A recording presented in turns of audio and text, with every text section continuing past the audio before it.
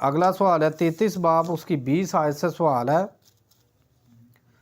جب حضرت موسیٰ نے خدا کو کہا مجھے اپنا جلال دکھا، تو خدا نے حضرت موسیٰ کو اپنا جلال دکھایا مگر اپنا چہرہ کیوں نہ دکھایا؟ اس لیے کہ خدا نے کہا تھا کہ کوئی بشر میرا چہرہ نہ دیکھ سکے گا، اگر دیکھے گا تو مر جائے گا۔ ویری گڈ جی، جواب درست ہے آپ کا کہ یہ کلام مقدس ہمیں یہ بیان کرتا ہے کہ خدا کا چہرہ جو ہے نا وہ آج تک کسی نے نہیں دیکھا پرانے عہد نامے میں۔ نئے عہد نامے میں تو خداوند یسوع مسیح خود خدا ہیں، یہ ہمارا ایمان ہے، لیکن پرانے عہد نامے میں ہم دیکھیں تو خدا کا چہرہ جو ہے نا وہ کسی نے نہیں دیکھا۔